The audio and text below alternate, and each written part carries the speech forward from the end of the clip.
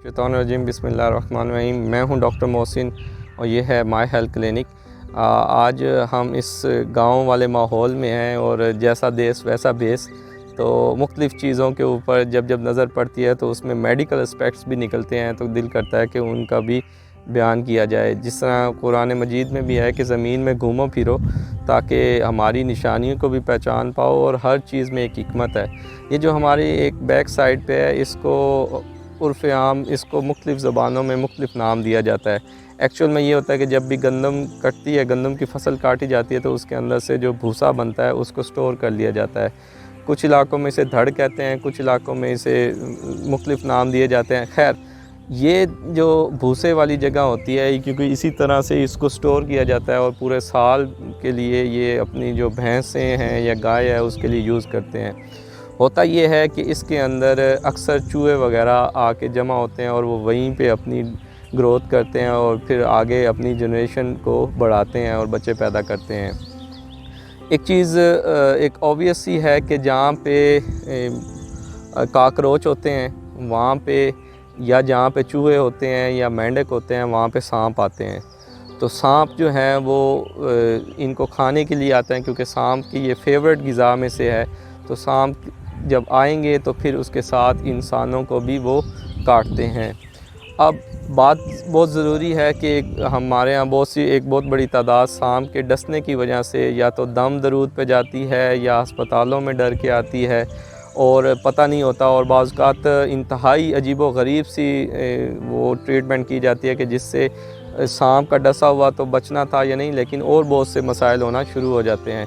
तो हम इस वीडियो के अंदर बात करेंगे कि सांप कितनी किस्म के होते हैं, और सांप अगर किसी को डस ले तो कैसे पता चलता है कि जहरीला था या नहीं था, और अगर उसके लिए क्या क्या करना चाहिए, और उस वक़्त उस अस्पताल पहुंचने से पहले कौन कौन सी तदाबीर हैं जिनको करना ज़रूरी होता है, और अस्पताल पहुंचकर उस मरीज़ के साथ क्या किया जाता है। को जब भी आप किसी सांप अगर देखें तो कोशिश करें कि जैसे ख़ास तौर पे रात के गर्मी का मौसम में ये ज़्यादा निकलते हैं, सर्दी के मौसम में इतना ये अपने आप को दफन कर लेते हैं, या अपनी इनकी वो डोरमेंट एक पीरियड चल रहा होता है जिसके अंदर ये नहीं निकलते। तो गर्मी के मौसम के अंदर ये ज़्यादा निकलते हैं अपनी खुराक हासिल करने के लिए, और यही टाइम होता है कि जब गंदम की या दूसरी फसलों की कटाई की जाती है। तो इनके अंदर या मुख्तलिफ़ इलाकों में जहाँ केले के बाग होते हैं उनके अंदर ये ज़्यादा पाए जाते हैं। मुख्तलिफ़ इलाकों में मुख्तलिफ़ तरह के सांप होते हैं। तो सांप अगर आप देखें तो उसको देख के डरें नहीं, और उसको देख के आराम आराम से आप पाँव नहीं रखें, क्योंकि सांप को दिखाई नहीं देता। तो वो महसूस कर रहा होता है वेव्स के ज़रिए से कि एक इंसान उसकी तरफ आ रहा है, और ऐसे आराम आराम से आ रहा है जैसे उस पर अटैक करने लगा है। तो वो उल्टा इंसान से डर जाता है। इंसान से तकरीबन सारे जानवर डरते हैं। तो इंसान पे हमला तभी करते हैं जब वो इनसिक्योर फील करते हैं कि ये अब हमारे पे हमला करने लगा है, तो वो उसका मुकाबला करने के लिए पहले अटैक कर देते हैं। तो जब भी आप कहीं सांप को देखें तो ज़ोर से पाँव मारें, ताकि उसकी आवाज़ हो, उसकी वेव्स प्रोड्यूस हों, और सांप को पता चले कि आप अगर आए हैं तो किस तरफ से आए हैं और अभी किस तरफ जा रहे हैं। अगर उसको महसूस होगा कि इसकी वेव्स स्लो हैं और करीब आ रही हैं, तो वो आपकी तरफ अटैक करेगा। तो अगर आप उसको ज़ोर से पाँव मारेंगे ज़मीन के ऊपर और सही तरीके से चलेंगे, तो फिर वो आपकी तरफ नहीं आएगा बल्कि आपसे दूर भाग जाएगा। अब बात करते हैं कि अगर किसी को सांप डस ले तो उस वक़्त क्या करे। फॉर एग्ज़ाम्पल, अगर यहाँ पे अल्लाह ना करे अगर सांप आए या हमें वो डस ले, तो 95% यानी 95% जो सांप होते हैं वो जहरीले नहीं होते। सिर्फ दुनिया में 5% सांप हैं जिनके अंदर जो जहरीले होते हैं। अच्छा, उन जहरीले होने में भी अगर एक सांप एक दफ़ा डस ले तो वो अगले 3 माह के लिए उसके पास जहर नहीं होता, वो किसी और को मज़ीद नहीं डस सकता। तो हो सकता है कि अगर सांप मुझे आके डस ले तो उससे पहले किसी को डस चुका हो, तो अब क्योंकि मुझे डस रहा है और मैं सेकंड पर्सन हूँ, तो उसका जहर तो ख़त्म हो चुका है, तो वो मुझे डस भी नहीं सकेगा। यही वजह है कि जो मदारी करने वाले लोग होते हैं वो आके दिखाते भी हैं, सांप उनको उनके गिर्द घूम रहे होते हैं, उनको काटते भी हैं, लेकिन उन्हें कुछ भी नहीं होता। उसके लिए करते वो ये हैं कि उनका पहले ही वो जहर निकाल लेते हैं, जिसको वेनम कहा जाता है। तो सांप की ओवरऑल 3 इकसाम हैं। एक तो ये है जिनको हम कहते हैं इलेपिड। इलेपिड जो होते हैं उनके अंदर मशहूर है कोबरा। और ये जो सांप होते हैं ये जब काटते हैं तो ये इंसानी दिमाग और नर्व्स को ज़्यादा इफ़ेक्ट करते हैं। इसकी वजह से पैरालिसिस होता है, मुंह की शक्ल ख़राब होती है, आंखें ऊपर हो जाती हैं और डिफरेंट तरह के फ़ीचर्स आते हैं जिनका ताल्लुक़ नर्व्स से ज़्यादा होता है।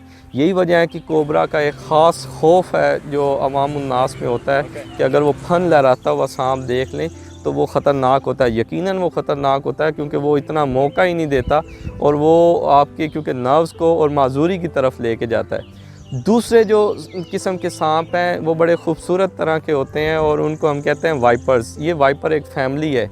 ये सांप जो होते हैं जब ये डसते हैं तो इसकी वजह से मुंह से, दांतों से, जहाँ जहाँ काटा है या कहीं पे सुई लगी है, सिरिंज लगी है, तो वहाँ से खून निकलना शुरू हो जाता है, खून पतला हो जाता है और हर जगह से इवन पेशाब के रास्ते, नाक के ज़रिए, छोटे पेशाब में, बड़े पेशाब में वो खून आना शुरू हो जाता है। तो ये दूसरी फैमिली है।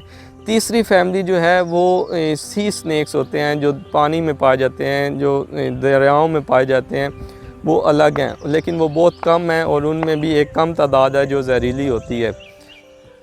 कुछ सांप फ्लाइंग स्नैक्स भी होते हैं जो माथे पे आके अटैक करते हैं, जो कसूर वाली साइड पे ज़्यादा पाए जाते हैं। लेकिन हमारे पाकिस्तान में जो ज़्यादा हैं वो वाइपर्स और एलेपिड फैमिली से हैं जिनके अंदर कोबरा वगैरह है। तो ये उनमें से 95% जहरीले नहीं होते। अच्छा, इस वीडियो के अंदर हम बात करेंगे कि अगर किसी को सांप डस ले तो उसे वो कौन से 10 काम हैं जो उसे करने चाहिए। वो 10 काम ये हैं कि अगर किसी को सांप डस ले तो 12 से 24 घंटे तक उस इंसान पे नज़र रखी जाए। हो सकता है कि उसको सांस का मसला हो सकता है कि उसको बुखार हो या उस जगह पे जहाँ काटा है वहाँ सोज़श होनी शुरू हो जाए या उसको खून आना शुरू हो जाए। तो 12 से 24 घंटे के लिए उस पर नज़र रखनी है। नंबर 2, उसको तसल्ली देनी है कि देखें आपको सांप ने डस लिया है तो 95% गैर जहरीले होते हैं, उनसे कोई जहर नहीं फैलता। और अगर वो 5% में से भी हो सकता है वो ड्राई बाइट हो, यानी उसका जहर ख़त्म हो चुका हो, खाली उसने आपको डसा हो। तीसरा, जिस तरह मैंने पहले बताया है कि कौन कौन सी किस्म होती है, ये इसको आइडेंटिफाई करना बहुत ज़रूरी है।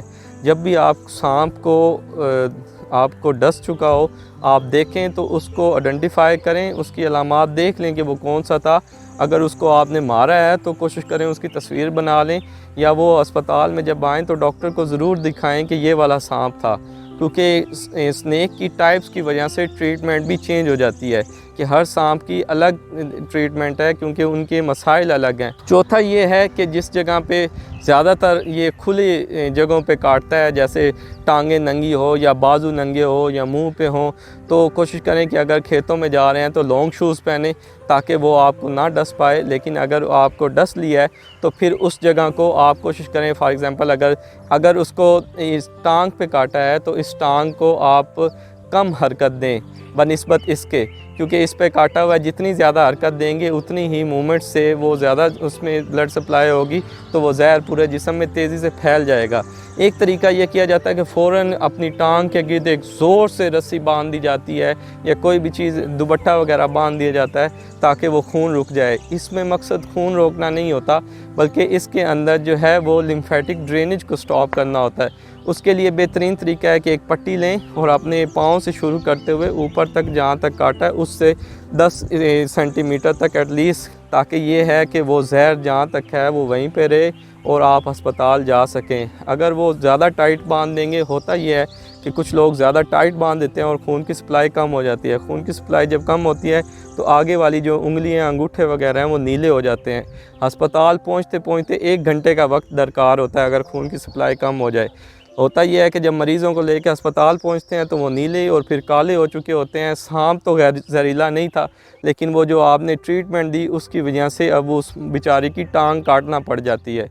तो ये बहुत ज़रूरी है कि जब भी हो तो पट्टी बांधें, वो इसको हम टॉर्निकेट कहते हैं, या रस्सी वगैरह या कोई भी दुपट्टा इतनी टाइट ना बांधें कि वो उसकी खून की सप्लाई और नब्ज़ आना ही बंद हो जाए। अच्छा, 7वां काम जो करना ज़रूरी है वो आपने फ़िल्म में भी देखा होगा कि अगर किसी हीरोइन को सांप डस लेता है तो हीरो आके उसको मुंह से काटता है और सक कर लेता है। जो एक सांप की जहर है, अगर वो इंसानी जिस्म में खून में शामिल हो तो वो जहरीली है, लेकिन अगर वो उसको पी ले, फॉर एग्ज़ाम्पल एक सांप है जो उसको एक थोड़ा सा एक सुई में उसका जहर है, अगर वो किसी को लगा दिया जाए तो हो सकता है वो मर जाए। लेकिन अगर वही जहर एक गिलास में डाल के एक बंदे को पिला दिया जाए तो उसको कुछ भी नहीं होगा। वजह यही है कि अल्लाह ने हमें एक ऑर्गन दिया जिसका नाम लीवर, जिगर कहा जाता है। वो हर तरह के जहर को ख़त्म कर देता है। वो जैसे ही मैदे में जाता है तो उसके बाद जिगर अपना काम शुरू करता है और इस सांप के जहर को वो न्यूट्रलाइज़ कर देता है। लेकिन अगर मुंह के अंदर ज़ख़म हो, अगर हीरो उसको सक कर रहा हो या चबा रहा हो या निकाल रहा हो या चूस रहा हो, तो अगर हीरो उसको मुंह के ज़रिए से निकालने की कोशिश करे और अगर हीरो के मुंह में ज़ख़म हो तो ये खून में शामिल हो जाएगा और ये ख़ुद हीरो के लिए जान बचाते बचाते नुकसानदेह साबित होता है। तो इसलिए ज़रूरी है कि कभी भी सांप के जहर को ना तो उसको कट लगा के मज़ीद निकाला जाता है, बस इतना ही कर सकते हैं कि बाल्टी भर पानी से उसको बहाएं, उसको धोएं ताकि उसका जहर ना रहे। वो कपड़े वगैरह हैं तो उसको तब्दील करें ताकि उसका जहर जिस्म से अलहदा हो सके और बाकी ना रह सके। 8वां काम यह है कि इस सूरत में जब भी सांप काटे तो डिस्प्रिन, एस्प्रिन वगैरह का इस्तेमाल ना करें, क्योंकि एस्प्रिन का काम है खून को पतला करना। लेकिन अगर ये वाइपर फैमिली में से हुआ तो फिर वो पहले ही खून को पतला करते हैं तो ये जानलेवा साबित हो सकती है। 9वां काम यह है कि पेशेंट का बार बार बीपी चेक करना है कि ब्लड प्रेशर अगर ड्रॉप कर रहा है, पेशेंट को घनूदगी हो रही है या पेशेंट के हाथ, मुंह और जिस्म फूलना शुरू हो गया है या पेशेंट को बेहोशी वाली सूरत हाल हो गई है, तो फिर ज़रूरी है कि इसका मतलब है कि जहर फैल रहा है। ख़ास तौर पे जो एलेपिड फैमिली है जिसमें मैंने ज़िक्र किया कोबरा वगैरह का, इनका शुरू में इतना मसला नहीं होता, लेकिन बाद में और जहाँ पे ये काटते हैं वहाँ पे भी सोजिश नहीं होती, लेकिन बाद में ये ख़तरनाक होना शुरू हो जाता है जब आप भूल चुके होते हैं कि अच्छा 3-4 दिन गुजर चुके हैं, अब तो कुछ नहीं हो सकता। लेकिन वही टाइम होता है कि जब सांप का जहर असर कर रहा होता है और वो जानलेवा साबित हो सकता है। और 10वां काम, जब आप अस्पताल में पहुंचते हैं तो फिर इसके लिए एंटी वेनम दिया जाता है। वो मुख्तलिफ़ सांपों का जहर को मिक्स करके घोड़े में इंजेक्ट किया जाता है और घोड़ा फिर उनके अगेंस्ट जो एंटीबॉडीज़ बनाते हैं उनको हम लेके वो हम रखते हैं और वो एंटी वेनम के तौर पे इस्तेमाल किया जाता है। लेकिन एक चीज़ ज़हन में रखें कि एंटी वेनम जो है वो जो जिस्म में जहर है उसको ख़त्म करेगा, लेकिन जो पहले जहर अपना काम दिखा चुके हैं, अगर वो सांस वाले पट्ठों पे असर कर चुके हैं या खून को पतला कर चुके हैं, तो ये एंटी वेनम उनको पे कुछ भी नहीं करेगी, ये सिर्फ़ उस जहर को ख़त्म करेगी। तो ज़रूरी है कि पहले तो कोशिश करें कि परेशान ना हो, क्योंकि ये ज़हन में रख लें कि 95% नॉन पॉइजनस होते हैं और रिलैक्स रहें। लेकिन ज़रूरी है कि आप अपने ज़हन में भी रखें कि अगर ये उन 5% में हुआ तो अस्पताल में जाना भी या रिपोर्ट करना एक दफ़ा ज़रूरी है। उम्मीद है कि इन बताई हुई एहतियाती तदाबीर पर अमल करने से किसी ना किसी को ज़रूर फ़ायदा होगा। इसके साथ डॉक्टर मोहसिन को दीजिए इजाज़त। अल्लाह हाफ़िज़।